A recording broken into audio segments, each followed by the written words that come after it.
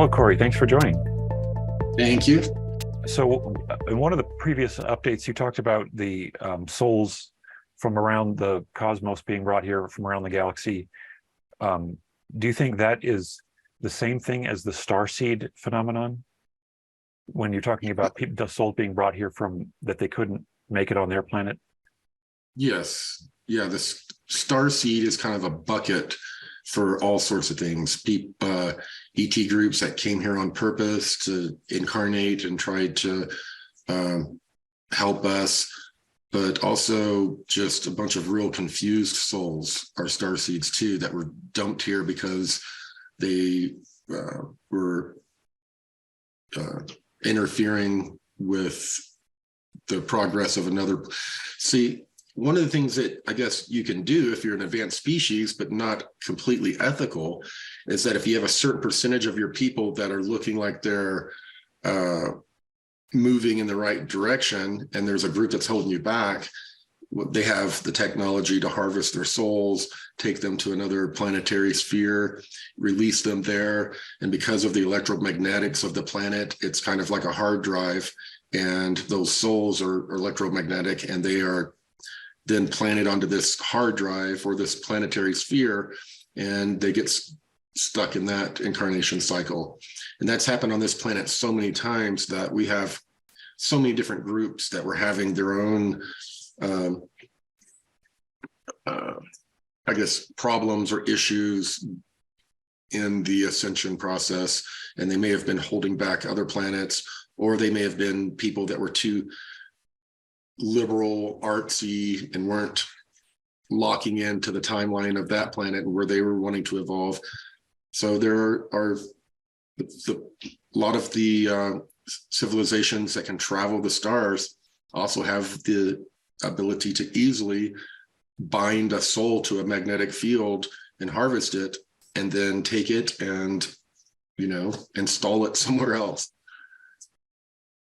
Yeah, the raw contact does basically give both examples of why beings come incarnate on a different planet, both to help alleviate the harshness and raise the vibration, but also because they have their own distortions to work through. And this is such an accelerated learning environment. It's much easier for souls who are having some particular blockage that they want to accelerate their progress through. It's much faster to get that done incarnating on Earth, basically is what it says.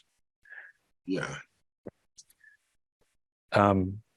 So this question was, do you know if beings on other planets tend to have sicknesses like we do? Yeah, I mean, it depends on their level of technology and development, but yeah, on all of the planets, disease develops. It's just a natural cycle of life, part of life. You have parasites, you have diseases, viruses. Yeah. And the bodies that we are incarnating in with now, do you feel that there was a general point in the past to which this body template was designed? Or has it just been tweaked forever for eons? I think that it's just been tweaked and manipulated multiple times by different groups with different agendas. This person has a question about the nature of karma that we're going through. And if I'm given a lesson and I don't make the right decision, is that just adding to the karma, or is having the right intention enough to be alleviating the karma? I guess from a law of one perspective, it relates to, your own level of imbalance and attachment that you're going through. Because people with horrible distortions can have good intentions, but if they're acting through those distortions, no matter how good their intentions are, they're still going to have a distorted result. Yeah. This person had a story that I thought was maybe worth asking about, because I've heard people with all kinds of strange stories of what they see in their bedroom. This person said they woke up at 2 a.m. suddenly and saw someone in a long coat and hat like a detective. He was standing around the side of my bed and he was checking something. He realized that I'm awake and stared right at me. His face was black, but his eyes were like diamonds, bright and glowing. Is this what you would call a men in black? I don't know. I don't know. That's interesting, though.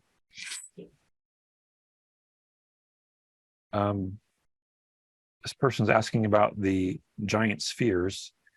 It's been a while since we talked about what your experience in the spheres was, and I think you said they all phased out back in 2017, but they're wanting to know, or yeah, was it 2018? But they're wanting to know what it was like inside of them and how much it felt like an Earth-like place.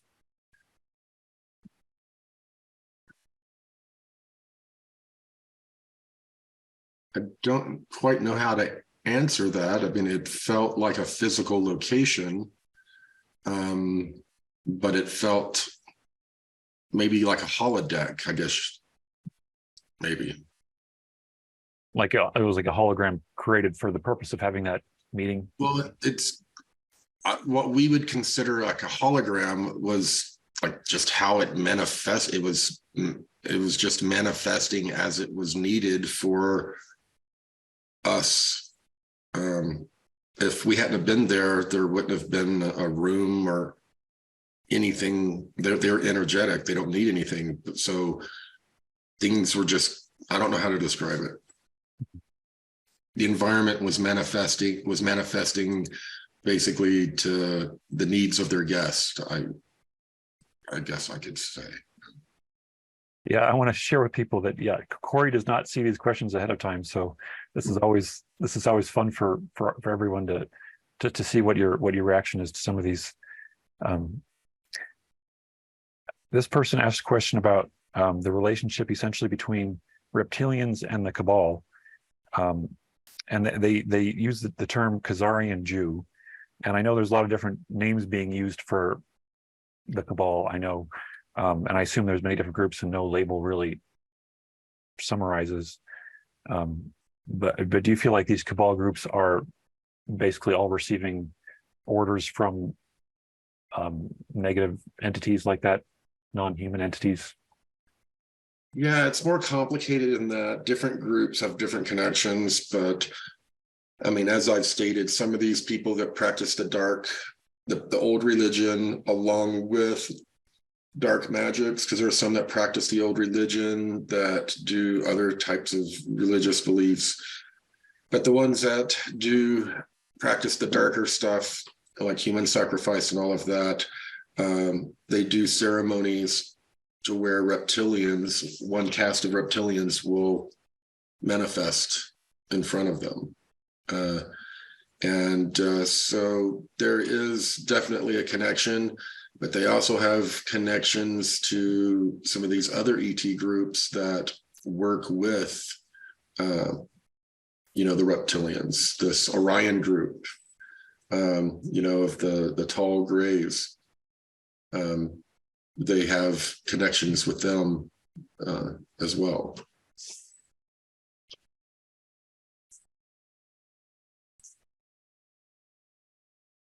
So do you have any information on who built the pyramids?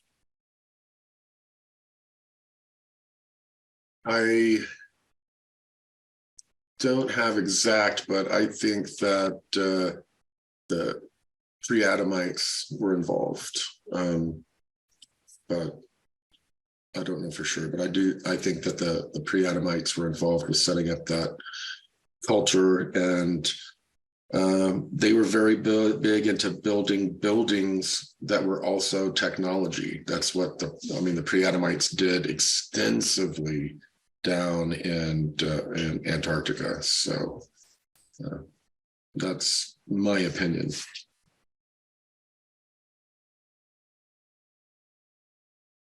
Are my labs who are heavily programmed and super soldiers in the programs, are they possessed by demons, and does that help them carry out their mission?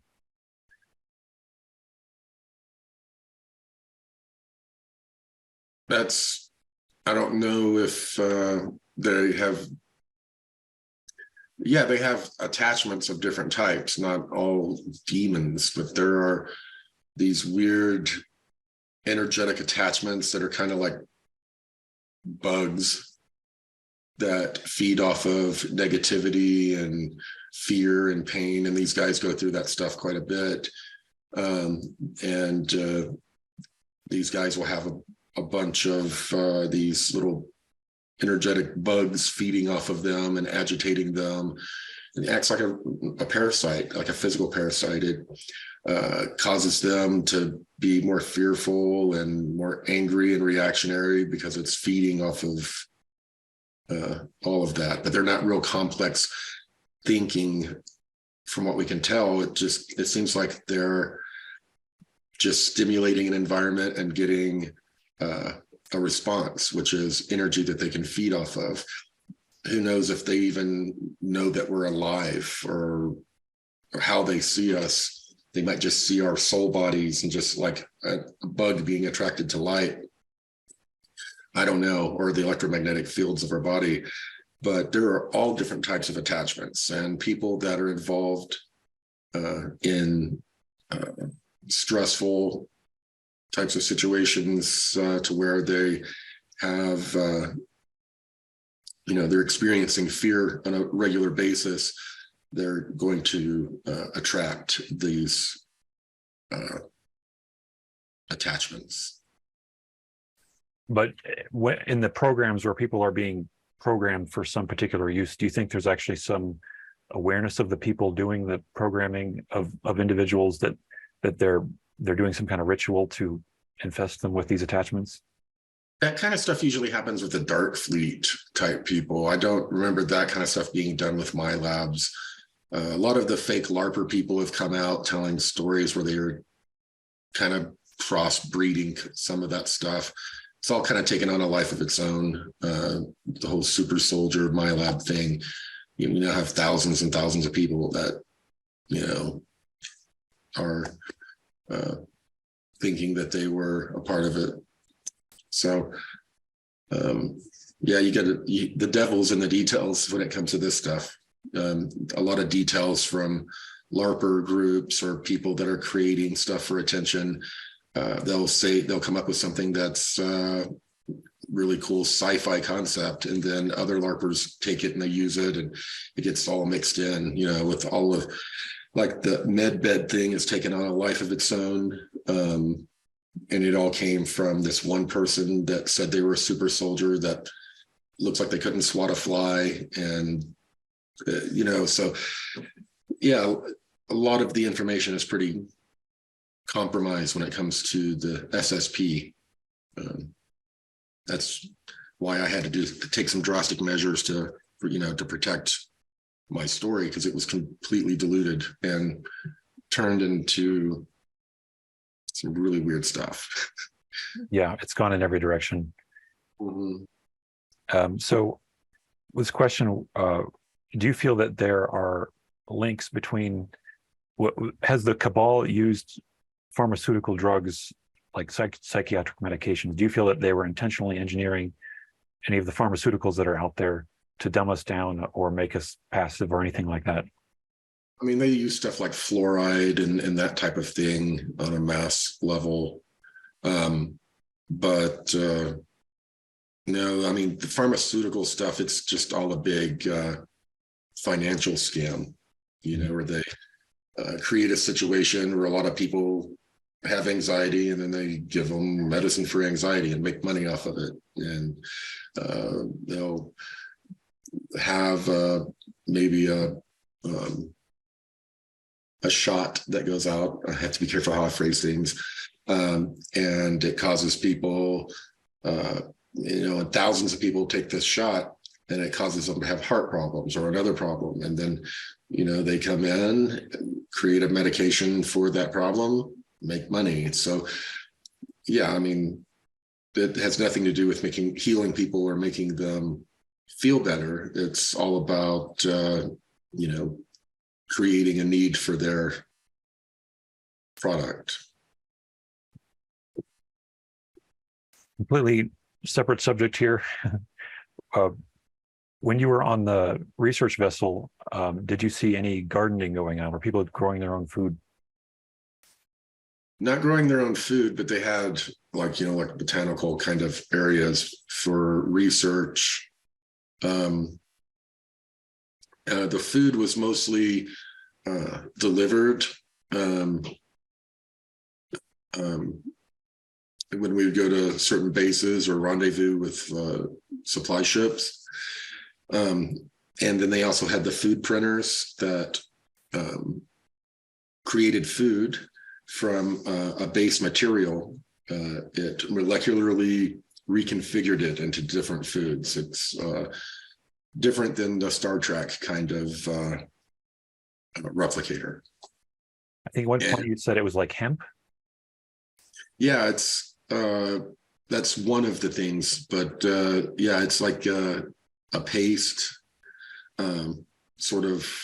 It's a powder, but it's like a paste, and the machine uses that to create all sorts of different things as the base, and it molecularly reorganizes it into different foods. But the thing is, you can't just create stuff out of nothing forever. You have to have these base materials that are used, and of course they have to have power, electricity going to them. But one of the things that they can also do is when you run out of food, no supply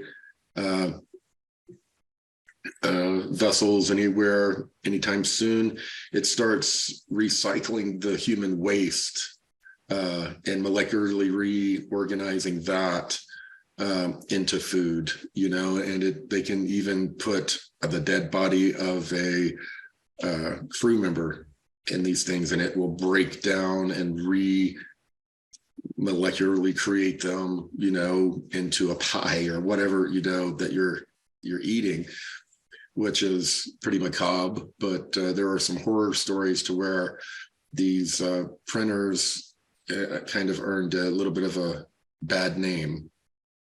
Yeah, Soylent Green. In some survival, in extreme survival situations, there's been some weird stuff happen. I mean, we can do a few more, and then I'm gonna need to go. All right. Yeah. I'll make sure to pick some good ones here.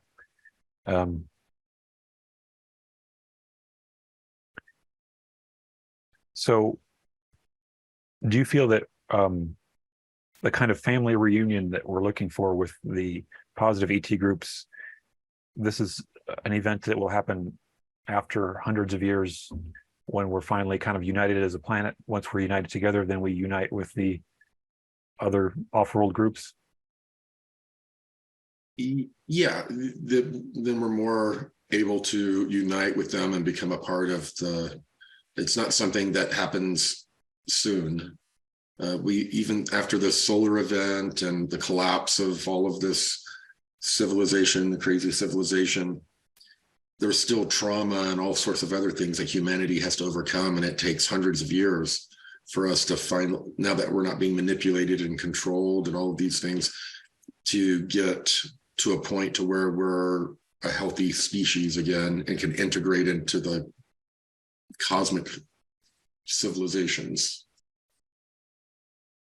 Do you feel that there are lessons that we have learned on Earth that, because we've learned them collectively on Earth, they won't have to be experienced, they won't have to be learned by other groups in our galaxy ever again?